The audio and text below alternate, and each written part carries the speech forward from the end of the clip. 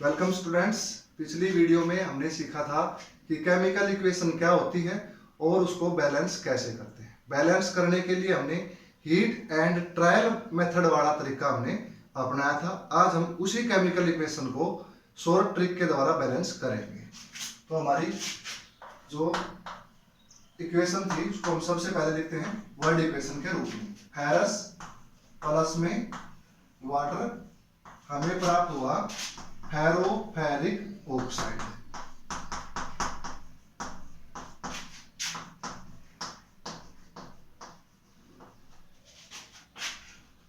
Plus में hydrogen gas. किसी भी केमिकल इक्वेशन को हमें किस में याद करना चाहिए? वर्ड इक्वेशन के रूप में याद करना चाहिए। और अगर हमें फार्मूले बनाने आते हैं तो फिर हम उसको किस तरह लिख सकते हैं? उसको केमिकल इक्वेशन के रूप में लिख सकते हैं और बाद में उसको क्या करना चाहिए? बैलेंस करना चाहिए। डायरेक्ट हमें बैलेंस करके उसको याद नहीं करना चाहिए क्योंकि उससे भूलने के चांसेस ज्यादा होते हैं। तो हमें क्या करना चाहिए? वर्ड इक्वेशन के रूप में याद रखना चाहिए और फिर हमें क्या आने चाहिए? फार्मूले बनाने आने चाहिए। अगर हमें फार्मूले बनाने आते हैं और हमें बैलेंस करनी आती है तो वो क्या हो जाएगी? हमें ऑटोमेटिक याद हो जाएगी। तो फेरस का सिंबल क्या है? Fe। वाटर का सिंबल है, फार्मूला है H2O। फेरोफेरिक का फार्मूला है Fe3O4 और हाइड्रोजन गैस का है H2। तो शॉर्ट ट्रिक क्या है? सबसे पहले हमें किसको बैलेंस करना चाहिए? मेटल को, और उसके बाद किसी दूसरी नॉन मेटल को, फिर हाइड्रोजन को और फिर ऑक्सीजन को। अब आप कहेंगे कि नॉन मेटल को हमने सेकंड स्टेप पे लिया तो ये हाइड्रोजन और ऑक्सीजन क्या है? ये भी नॉन मेटल है। तो अगर कोई और दूसरी नॉन मेटल दी गई है तो हमें हाइड्रोजन और ऑक्सीजन से पहले उसको बैलेंस करना चाहिए। हालांकि ये भी क्या है? नॉन मेटल है। पहले हमें कुछ दूसरी नॉन मेटल को बैलेंस करना चाहिए, उसके बाद हाइड्रोजन को, फिर ऑक्सीजन को। एक बात का और हमें क्या ध्यान रखना है? माना कि हमने मेटल को बैलेंस कर दिया और उसके बाद हम किसको बैलेंस कर रहे हैं? नॉन मेटल को। हमारी नॉन मेटल बैलेंस होगी। हम डायरेक्ट किस पे जाएंगे? थर्ड स्टेप पे नहीं, हमें फिर से चेक करना है कहीं हमारी मेटल अनबैलेंस तो नहीं होगी। अगर अनबैलेंस होगी तो हम क्या करेंगे? उसको बैलेंस करेंगे और फिर से चेक करेंगे नॉन मेटल को। यानी कि दोनों को बैलेंस होने के बाद ही हम हाइड्रोजन को बैलेंस करेंगे और ये तीनों होने के बाद हम किसको बैलेंस करेंगे? ऑक्सीजन को बैलेंस करेंगे। बस यही हमारी शॉर्ट ट्रिक है। यूं तो और भी शॉर्ट ट्रिक्स होती है। तो Fe प्लस में H2O, एक बार दोबारा से लिख लिया मैंने, O4 प्लस में H2। तो इसके अंदर मेटल कौन है? फेरस। इधर फेरस कितने हैं? 3। इधर कितना है? 1। हमने क्या किया? 3 से मल्टीप्लाई कर दिया। हमारी मेटल क्या होगी? बैलेंस होगी। अब हमें किसको बैलेंस करना है? नॉन मेटल को।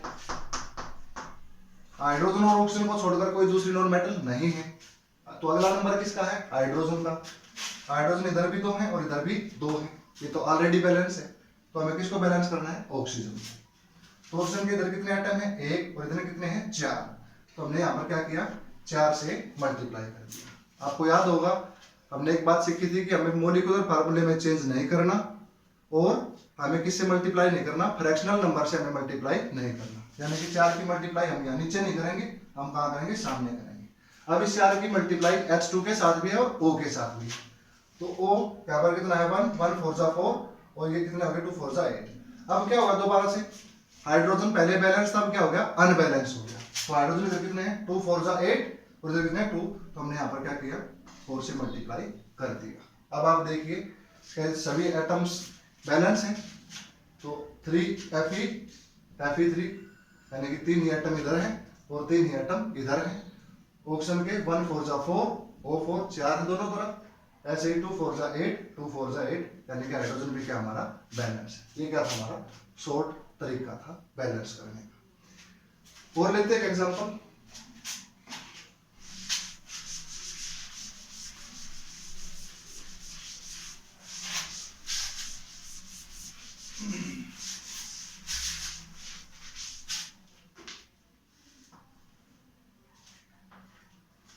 तो आपको याद होगा फोटोसिंथेसिस की प्रोसेस में क्या होता है? फोटोसिंथेसिस की प्रोसेस में जो प्लांट है वो क्या लेते हैं? कार्बन डाइऑक्साइड गैस लेते हैं। कहां से? एटमॉस्फेयर से। और रूट के द्वारा क्या एब्जॉर्ब करते हैं? वाटर जमीन से। और किसकी प्रेजेंस में, सनलाइट की प्रेजेंस में क्लोरोफिल के अंदर क्या करते हैं, ग्लूकोज बनाते हैं, ग्लूकोज, और क्या रिलीज करते हैं, ऑक्सीजन गैस। इसको हम दो तरीके से सीखेंगे। पहला तरीका है, पहले इसको समझिए। इनको हमने ऊपर क्यों लिखा, एरो के ऊपर नीचे क्यों लिखा? किसी भी केमिकल रिएक्शन के अंदर वे पदार्थ या वे वस्तुएं जो किसी केमिकल रिएक्शन को करने के लिए जरूरी होती हैं, लेकिन वो उस केमिकल रिएक्शन के अंदर पार्टिसिपेट नहीं करते, उनको हम कहां लिखते हैं, एरो के ऊपर या नीचे लिखते हैं, और इनको हम क्या कहते हैं, कैटालिस्ट कहते हैं। जैसे कि आप समझिए, अगर हमें क्या बनानी है, चाय बनानी है, तो हमें गैस चाहिए और हमें क्या चाहिए, बर्तन चाहिए जिसके अंदर हम क्या बनाएंगे, चाय बनाएंगे। तो जो हमने चाय बनाई तो उस बर्तन के अंदर हमने क्या डाला, पानी डाला, चीनी, चाय पत्ती, दूध डाला। अब हमारी बन करके, और हमने गैस को क्या किया, चालू किया, हमारी बन करके चाय तैयार हो गई। तो अब जो चाय है, क्या उसके अंदर जो हमारा बर्तन है वो मिक्स है, नहीं है। क्या उस जो गैस है वो मिक्स है, नहीं है। केवल ये जरूरी थी उस चाय को बनाने के लिए। तो वहां पर जो गैस है उसने क्या दी थी, हीट। तो जो हमारी गैस है और जो हमारा बर्तन है वो क्या थे, चाय को बढ़ने के लिए जरूरी थे। एक प्रकार से वहां पे क्या थे, कैटालिस्ट थे। ठीक इसी प्रकार से सनलाइट और क्लोरोफिल यहाँ पर क्या है, कैटालिस्ट है। यानी कि जिस तरह से उस चाय के अंदर वो बर्तन और वो गैस मिक्स नहीं है अंदर, वो केवल उसको करने के लिए जरूरी थे, ठीक इसी प्रकार से जो सनलाइट है वो फोटोसिंथेसिस को करने के लिए क्या है, जरूरी है, और क्लोरोफिल भी क्या है, जरूरी है। तो जो किसी केमिकल रिएक्शन को करने के लिए जरूरी होते हैं उन्हीं को हम क्या कहते हैं, कैटालिस्ट कहते हैं। तो अब इसका क्या लिखेंगे हम, फार्मूला लिखेंगे। CO2 होता है कार्बन डाइऑक्साइड का, वाटर का होता है H2O, सनलाइट, क्लोरोफिल, ग्लूकोज का फार्मूला होता है C6H12O6, और ऑक्सीजन गैस का होता है O2। तो सबसे पहले किसको बैलेंस करना है, मेटल को। क्या कोई मेटल है, कोई भी मेटल नहीं है। कार्बन भी नॉन मेटल है, हाइड्रोजन भी और ऑक्सीजन भी। दूसरा स्टेप क्या है, नॉन मेटल। यूं तो हाइड्रोजन भी और ऑक्सीजन भी नॉन मेटल है, लेकिन हमें इनसे पहले किसी दूसरी नॉन मेटल को क्या करना है, बैलेंस करना है। तो आप देखिए जो कार्बन है इधर कितना है, 6, और इधर कितना है, 1। हमें फार्मूले में चेंज नहीं करना, हम क्या करेंगे, आगे मल्टीप्लाई कर देंगे। अब क्या होगा, कार्बन इधर भी 6 है और इधर भी 6 है। सेकंड स्टेप हमारा क्या है, हमें किसको करना है बैलेंस। वैसे तो हमारा थर्ड स्टेप है, लेकिन इस इक्वेशन के अंदर हमारा सेकंड स्टेप है, कौन, हाइड्रोजन। तो हाइड्रोजन इधर कितने हैं, 12, और इधर कितने हैं, 2। तो हम क्या करेंगे, इधर 6 से मल्टीप्लाई कर देंगे। तीसरे स्टेप पे कौन है, ऑक्सीजन। ऑक्सीजन को चेक कीजिए, आप देखिए 6 2 जा 12 यहाँ, और 1 6 जा 6 यहाँ। ये जो 12 और 6 है क्या होंगे, ऐड होंगे, मल्टीप्लाई नहीं होंगे। और इधर कितने हैं, 6 प्लस में 2, यानी कि इधर जो संख्या ऑक्सीजन की 8 है और इधर कितनी है, 18 है।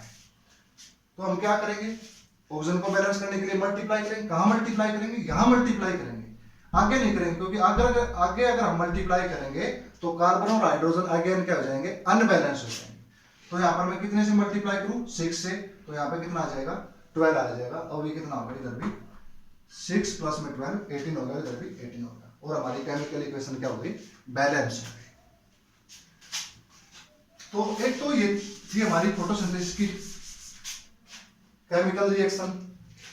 एक और भी होती है, और भी क्या होती है, बस थोड़ा सा डिफरेंस है। वो डिफरेंस क्या है, अगर वाटर को हम किस में ले लें, ज्यादा मात्रा में ले लें, सनलाइट, क्लोरोफिल, क्या बना, ग्लूकोज, और क्या हुआ, ऑक्सीजन। अगर हमने, यानी कि पेड़ के अंदर क्या होगा, अगर वाटर ज्यादा होगा तो क्या आ जाएगा, एक्स्ट्रा वाटर रिलीज होगा। बस ये डिफरेंस है ऊपर वाली में और नीचे वाली में। तो CO2 प्लस में H2O, क्या क्या हमारे पास, सनलाइट और क्लोरोफिल लिख लेंगे, H12O6 प्लस में O2 और प्लस में H2O। बस इसको आप जस्ट डायरेक्ट याद रखें, कैसे, पहले इसको बैलेंस कर लीजिए इस पार्ट को, तो हमारे पास क्या आया था 6 6 और 6। लेकिन अब देखिए यहाँ पर हाइड्रोजन कितना है 12 और इधर कितना 12 और 2 14, यानी कि ज्यादा है। तो हम यहाँ पे क्या करेंगे 7 लिखते हैं, यानी कि अगर एक मॉलिक्यूल ज्यादा है तो इधर भी क्या होगा एक मॉलिक्यूल ज्यादा होगा। आप देखिए 7 2 14 और 12 और प्लस 2 14, ऑक्सीजन कितना है 1 7 7 और 6 2 12, कितना हो गया 19, और यहाँ पर कितना होगा 6 और 12 18 और प्लस 1 19। अगर यहाँ पे 8 आएगा तो यहाँ पे भी क्या हो जाएगा 2 से मल्टीप्लाई हो जाएगा। ऐसे करते करते अगर यहाँ पर वाटर डबल हो जाए, यानी कि यहाँ पर 6 था, यहाँ पर कितना होगा 6 2 12, तो यहाँ पर भी क्या आ जाएगा 6 मॉलिक्यूल और आ जाएंगे। तो आपको ये समझ में आई होगी फोटोसिंथेसिस की प्रोसेस और उसके अंदर की दो तरह से केमिकल रिएक्शन। बस यही है कि वाटर अगर ज्यादा हो जाएगा तो यहाँ पर क्या हो जाएगा वाटर एक्स्ट्रा बढ़ जाएगा। अगली वीडियो में हम सीखेंगे टाइप्स ऑफ केमिकल रिएक्शन।